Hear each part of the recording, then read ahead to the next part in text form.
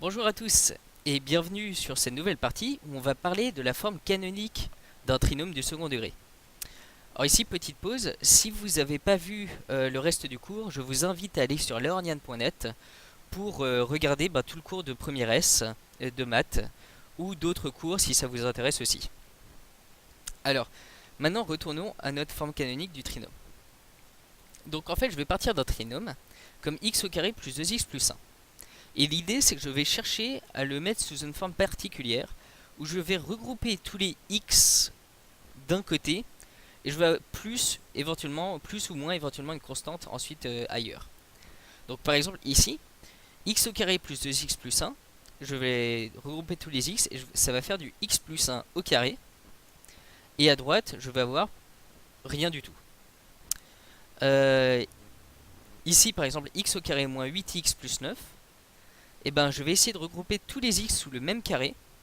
Et donc x au carré moins 8x, et ben je vais utiliser le fait que x moins 4 au carré ça fait x au carré moins 8x, mais ça fait aussi plus 16.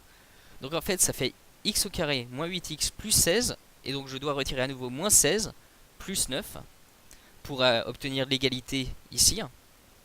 Et donc x au carré moins 8x plus 9 c'est bien égal à x moins 4 au carré moins 16 plus 9.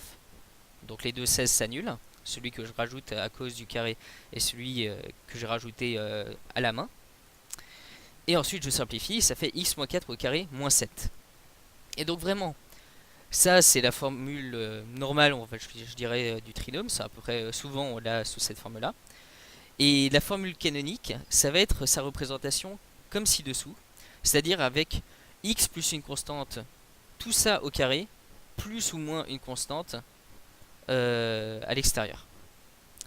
Alors pourquoi est-ce qu'on fait la forme canonique? C'est parce qu'en fait, dans la forme canonique, c'est très facile ensuite de retrouver les racines du polynôme.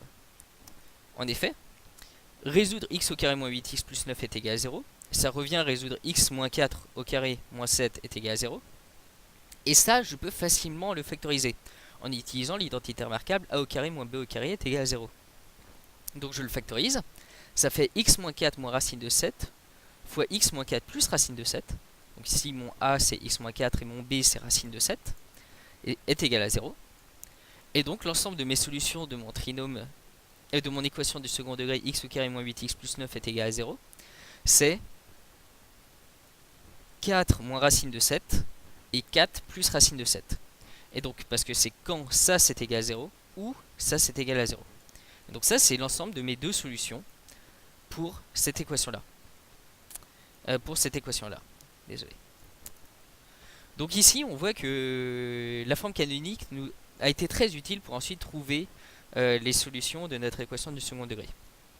Alors maintenant, on va faire le cas général, parce que là, c'était des cas particuliers. Mais le mieux, c'est de comprendre le cas général, comme ça, on peut l'appliquer vraiment partout. Alors, qu'est-ce qu'une équation du second degré? Enfin, de général, un trinôme, ça s'écrit sous la forme ax au carré plus bx plus c, avec a différentes 0. Sinon, c'est pas un trinôme du second degré. Donc l'idée, c'est d'abord, on va commencer par mettre a en facteur. Bon, ici, a était égal à 1, donc ça faisait rien. Mais on met a en facteur, ça fait a fois, je mets tout entre parenthèses, x au carré plus b sur ax plus c sur a, fermé parenthèse. Alors ici, donc, on a, et c'est là la remarque très importante, x au carré plus b sur ax, en fait c'est égal à x plus b sur 2a au carré moins b au carré sur 4a2. Alors, comment est-ce qu'on retrouve ça dans l'autre sens? Si je développe le x plus b sur 2a au carré, ça fait x au carré plus 2 fois x fois b sur 2a. Donc les deux se simplifient et ça me fait b sur a fois x plus le dernier terme au carré, donc plus b au carré sur 4a2. Et là, je resupprime le moins b au carré sur 4a2, et ça, je le rajoute à la main. Donc la remarque très importante ici, c'est que x au carré plus b sur ax, c'est-à-dire tous les termes qui ont des x, et ben je peux tous les regrouper sous la même parenthèse et en rajoutant ensuite une constante.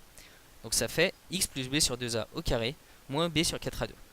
Alors ici, se souvenir qu'en gros, à cause du carré, ici je dois rajouter un divisé par 2 pour que ça marche.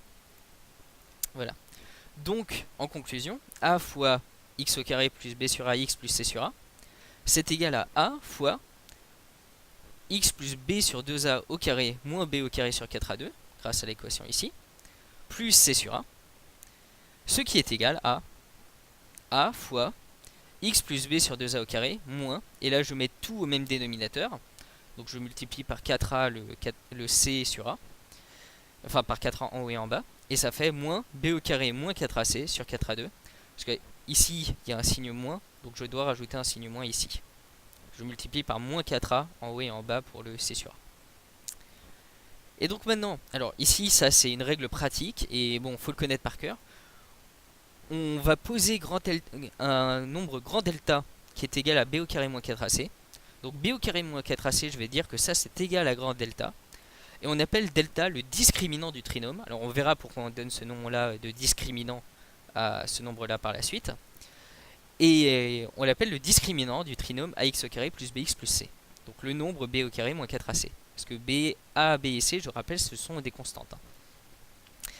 Et on a alors ax au carré plus bx plus c est égal à fois x plus b sur 2a au carré moins delta sur 4a2, le tout fermé parenthèse.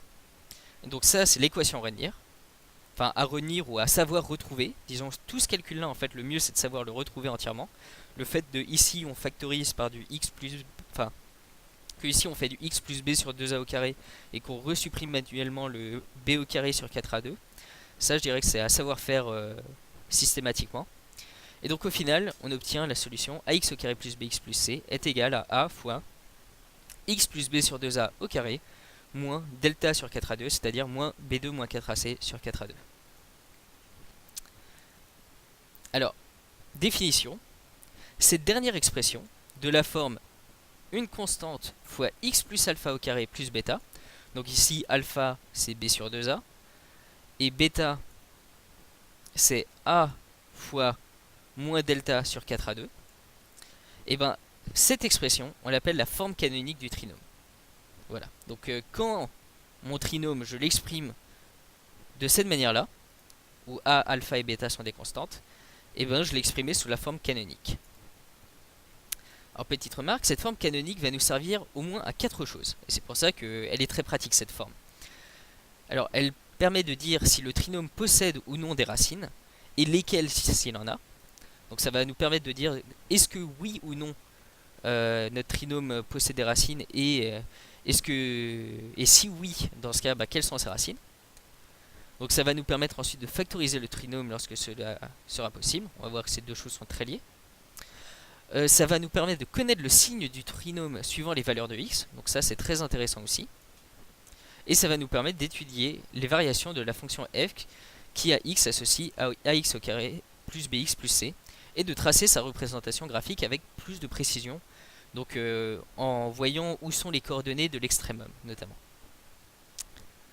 Donc maintenant faisons un petit exemple. Canonisons le trinôme x au carré moins 7x plus 12. Alors rien à voir avec la religion ici, hein. C'est mettre sous la forme canonique. Donc cela donne, donc ici je fais du x plus b sur 2a au carré. B sur 2a, alors c'est moins 7 sur 2, parce que a ici ça vaut 1. Donc ça fait x moins 7 sur 2 au carré. Alors maintenant je redéveloppe pour voir x, ça fait x au carré moins 7x, donc ça c'est bon. Plus 49 sur 4, ah bah ça faut le resupprimer, donc moins 49 sur 4 plus 12. Et donc c'est égal à x moins 7 sur 2 au carré moins 1 quart. Et donc là, ça y est, on a trouvé notre forme canonique. Alors, remarquons ici que l'on peut également procéder par identification pour déterminer une forme canonique. Mais on pourrait le faire, mais c'est pas très pratique. Moi je conseille de continuer à faire le x plus b sur 2a au carré. Vraiment, on s'y habitue. Donc voilà pour cette partie sur la forme canonique d'un trinôme. Si vous avez aimé cette vidéo, n'hésitez pas à la partager et à vous inscrire sur learnian.net pour voir le reste du cours. A bientôt.